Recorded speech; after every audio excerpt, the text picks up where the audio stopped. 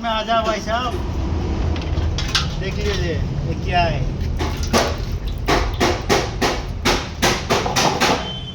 काला काला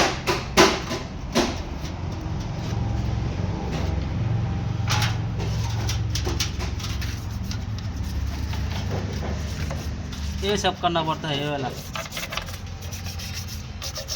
इसका नाम क्या है?